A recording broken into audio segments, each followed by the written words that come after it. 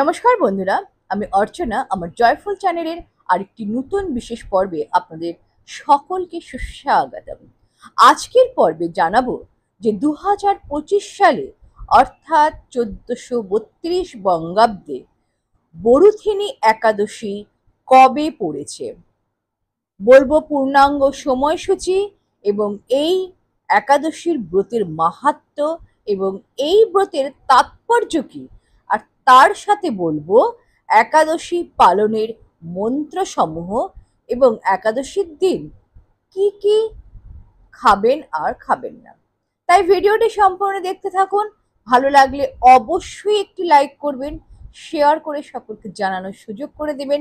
আর এখনো যদি সাবস্ক্রাইব না করে থাকেন তাহলে অবশ্যই সাবস্ক্রাইব করে পাশে থাকা বেল আইকনটির অল বাটনটি প্রেস করে রাখুন, যাতে আমার এইরকম গুরুত্বপূর্ণ ভিডিওর নোটিফিকেশন আপনারা খুব সহজেই পেয়ে যান। তাহলে আর কথা না বাড়িয়ে চলে যাচ্ছি সোজা ভিডিওতে।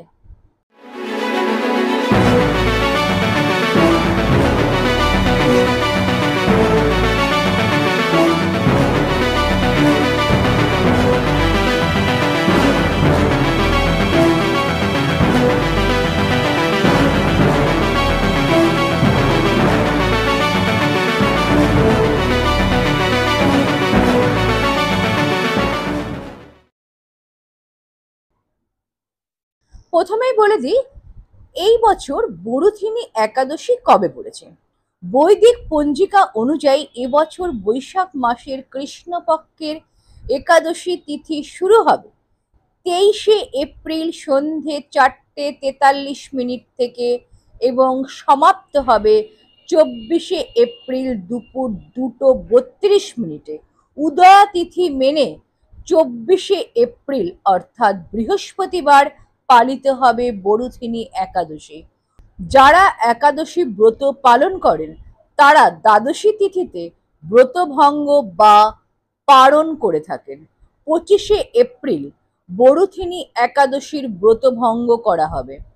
এই দিন ভোর 5:46 থেকে সকাল 8:23 মধ্যে পারণের শুভক্ষণ রয়েছে। একাদশী ব্রত পালনের পর বিশেষ জিনিস দান দেওয়া উচিত। ধর্মীয় ধারণা অনুসারে দ্বাদশী তিথিতে দান করলে একাদশীর ব্রতের পূর্ণ ফল অর্জন করা সম্ভব। এবারে বলবো এই বরুথিনী একাদশী পালন করার তাৎপর্য কি। ধর্মীয় বিশ্বাস অনুযায়ী ভারুথিনী বা বরুথিনী একাদশী পালন করলে পাপ মোচন হয় এবং সৌভাগ্য লাভ হয়। বলা হয় যে এটি নেতিবাচক প্রভাব থেকে সুরক্ষা প্রদান করে এবং মোক্ষের দিকে পরিচালিত করে। ভক্তরা 24 ঘন্টা উপবাস করেন এবং শস্য, মটরশুঁটি ও কিছু শাকসবজি থেকে বিরত থাকেন। কেউ কেউ আবার নির্জলা উপবাস বেছে নেন। কেবল জল পান করেও এই উপবাস পালন করে থাকেন অনেকে, আবার কেউ কেউ ফল ও দুধ খেতে পারেন। এই পবিত্র দিনটি ভগবান বিষ্ণুর পঞ্চম অবতার ভগবান বামনকে উৎসর্গ করা হয়। ভক্তরা কঠোর উপবাস পালন করেন এবং সুরক্ষা, সমৃদ্ধি এবং আধ্যাত্মিক বিকাশের জন্য ভগবানের কাছে আশীর্বাদ কামনা করে থাকেন। এবং এই দিনটি শুরু হয় একটি ধর্মীয় স্নানের মাধ্যমে, তারপর ফুল, ধূপ এবং প্রদীপ নিবেদনের মাধ্যমে ভগবান বামনের পুজো করা হয়। বিষ্ণু সহস্র নাম জপ করা ও পবিত্র গ্রন্থ গীতা পাঠ করা সাধারণ অভ্যাস। দরিদ্রদের দান করা, দরিদ্রদের খাওয়ানো এবং সুবিধা বঞ্চিতদের সাহায্য করা একান্তই কর্তব্য, কারণ এই কাজগুলি উপবাসের আধ্যাত্মিক উপকারিতা বৃদ্ধি করে বলে বিশ্বাস করা হয়। এবারে বলবো বৈশাখ মাসের কৃষ্ণপক্ষিয়া বরুথিনী একাদশীর ব্রত মাহাত্ম্য। ভবিষ্যোত্তর পুরাণে যুধিষ্ঠির শ্রীকৃষ্ণ সংবাদে বর্ণনা করা হয়েছে এর মাহাত্ম্য। মহারাজ যুধিষ্ঠির শ্রীকৃষ্ণকে বলেন যে হে বাসুদেব, আপনাকে প্রণাম। বৈশাখ মাসের কৃষ্ণপক্ষের একাদশী কি নামে প্রসিদ্ধ এবং তার মহিমাই বা কি, তা কৃপা করে আমাকে বলুন। শ্রীকৃষ্ণ তখন বললেন, হে রাজন, ইহকালে ও পরকালে বৈশাখ মাসের কৃষ্ণপক্ষিয়া একাদশী বরুথিনী একাদশী নামে বিখ্যাত। এই ব্রত পালনে সর্বদা সুখ লাভ হয় এবং পাপক্ষয় হয় ও সৌভাগ্য প্রাপ্তি ঘটে।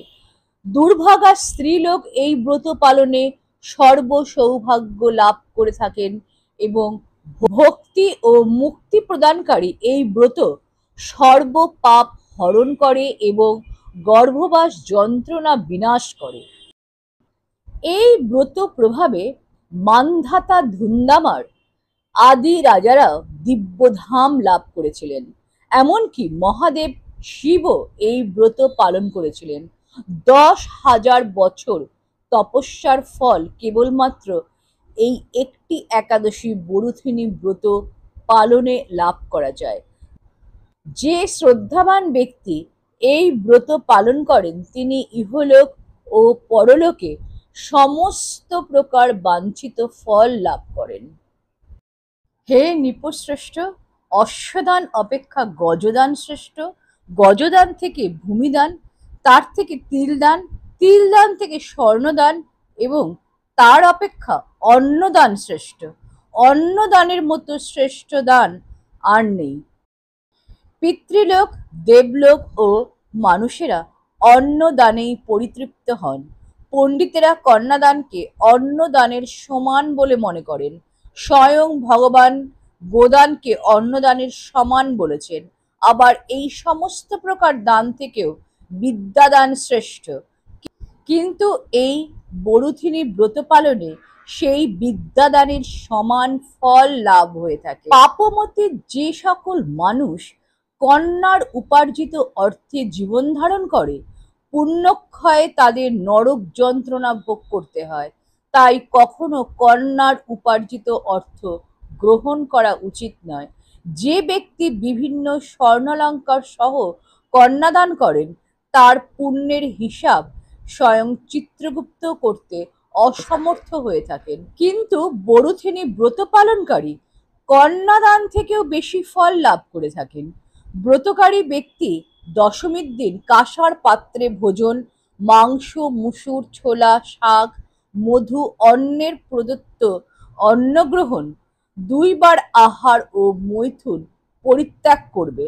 দ্যুতক্রিয়া, নেশা জাতীয় দ্রব্য, দিবানিদ্রা, পরনিন্দা, পরচর্চা, প্রতারণা, চুরি, হিংসা, মৈথুন, ক্রোধ ও মিথ্যাবাক্য একাদশীর দিনে বর্জনীয়। কাঁসার পাত্রে ভোজন, মাংস, মুসুর, মধু, তেল, মিথ্যা ভাষণ, ব্যায়াম, 2 বার আহার ও মৈথুন এই সকল দ্বাদশীর দিনেও পরিত্যাজ্য। হে রাজন, এই বিধি অনুসারে বরুথিনী ব্রত পালনে সকল প্রকার পাপের বিনাশ এবং অক্ষয় গতি লাভ হয়।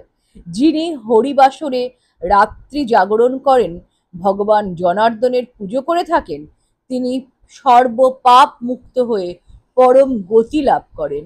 তাই সূর্যপুত্র যমরাজের যাতনা থেকে পরিত্রাণের জন্য পরম যত্নে এই একাদশী ব্রত পালন করা অত্যন্ত কর্তব্য। বরুথিনী একাদশীর ব্রতকথা শ্রদ্ধা ভরে পাঠ ও শ্রবণ করলে সহস্র গোদানের ফল লাভ হয়ে থাকে এবং সর্ব পাপ থেকে মুক্ত হয়ে বিষ্ণু লোকে গতিপ্রাপ্ত হয়। একাদশী সংকল্প মন্ত্র। যদি আপনি নির্জলা একাদশী উপবাস করেন তাহলে যে মন্ত্রটি আপনি উচ্চারণ করবেন সেটি হলো একাদশ্যাং নিরাহার স্থিতা ওম অপরেহ হানি ভক্ষামি পুণ্ডরিকাক্ষ শরণং মে ভাবাচ্যুত। আর যদি আপনি নির্জলা না করেন তাহলে এই নিরাহার ওয়ার্ডটি আপনি বাদ দিয়ে দেবেন। এরপরে বলছি পারণের মন্ত্র। পারণের মন্ত্রটি এইরূপ: অজ্ঞান তিমিরাঞ্জস্য ব্রতে নানেব কেশব প্রসীদ সমুখ নাথ জ্ঞান দৃষ্টি প্রদভব। এরপর বলছি প্রসাদ অর্থাৎ মহাপ্রসাদ গ্রহণের মন্ত্র প্রণাম মন্ত্র। সেটি হলো মহাপ্রসাদে গোবিন্দে নাম ব্রহ্মণে বৈষ্ণবে। তাহলে বন্ধুরা, আজকের এই পর্যন্তই। আশা করি বরুথিনী একাদশী ব্রত পালনে আপনাদের কোনো অসুবিধা হবে না। যদি কোনো রকম প্রশ্ন থাকে তাহলে আমাকে আপনাদের স্ক্রিনে দেওয়া হোয়াটসঅ্যাপ নাম্বারে আমার সঙ্গে যোগাযোগ করুন। আর অবশ্যই কমেন্ট বক্সে জয় শ্রীকৃষ্ণ লিখতে ভুলবেন না। আসছি পরবর্তী নতুন ভিডিও নিয়ে। ততক্ষণ ভালো থাকুন, সুস্থ থাকুন ও আনন্দে থাকুন। জয় শ্রীকৃষ্ণের জয়।